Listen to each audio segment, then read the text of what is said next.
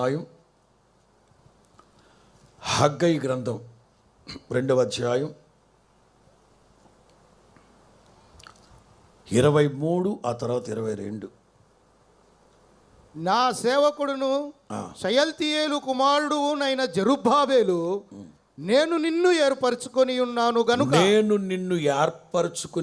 గనుక ఆ దినమున నేను నిన్ను తీసుకొని ముద్ర ఉంగరముగా చేస్తాను. రాజ్యముల 22వ వాక్యం. ఇప్పుడు రాజ్యముల సింహాసనములను నేను క్రింద పడవేతును, అన్యజనుల రాజ్యములకు కలిగిన బలమును నాశనం చేస్తాను. రథములను వాటిని ఎక్కిన వారి కింద పడేస్తాను. గుర్రములను రౌతులను ఒకరి ఖడ్గం ఒకరి మీద కూలుదురు.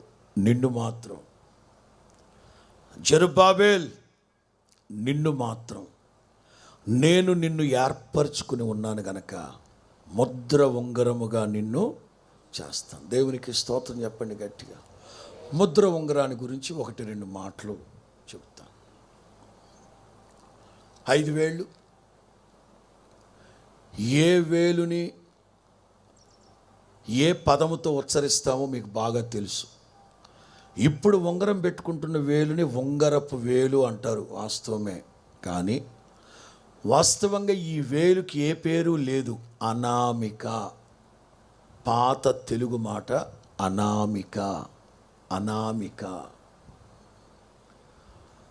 ఈ 5 వేళల్లో ఈ వేలు బలహీనమైన, సైంటిఫిక్గా విజ్ఞాన శాస్త్రం ప్రకారం ఇది బలహీనమైంది. కీబోర్డ్ వాయించేటప్పుడు ఈ వేలు 90% అస్సలు వాడరు ఉంగరపు వేలుని, బలహీనమైంది. దీన్ని క్రైస్తవ మత పెద్దలు ఎలా పోల్చారంటే, పేతురు పత్రికలో ఉన్న మాటను ఆధారం చేసుకొని భార్య బలహీనమైన ఘట్టం. ఈ బలహీనమైన వేలుని భార్యతో పోల్చి, ఉంగరము అంటే వాగ్దానం. వేలుని ఎలాగైతే చుట్టు పెట్టుకొని ఉంటుందో, మరణం మనల్ని వేరు చేసేంత వరకు నిన్ను విడవక ఎడబాయక నిన్ను హత్తుకొని ఉంటాను అనేందుకు సూచనగా బలహీనమైనది గనక ఆ దినము వరకు నిన్ను విడవను. చెప్పండి, ప్రమాణాలు చేసిన వాళ్ళు చెప్పండి.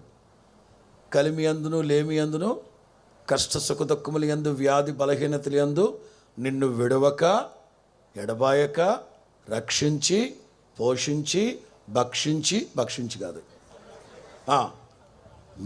ఆ దినము వరకు. ఏ దినం అది? జెరుబ్బాబెల్, ఆ దినము వరకు నిన్న ముద్ర ఉంగరముగా ఏర్పరచుకున్నాను. ఆయన ముద్ర ఉంగరం అంటే అథారిటీ, అథెంటిక్, అధికారం. అధికారం అధికారం యేసు ప్రభు అంటారు, మీకు అసాధ్యమైనది ఏది ఉండదు. ఏడు బాబా, యేసు బాబా మాక? అవును, నేను చెప్తున్నానా మీకు అసాధ్యమైనది ఏది ఉండదు. ఎట్లా జరుగుద్దండి బాబా మాకంటే? రాజు అంటారు, నేను రాసినట్లుగా రాసుకోండి పేపర్ మీద, మీకు ఇష్టం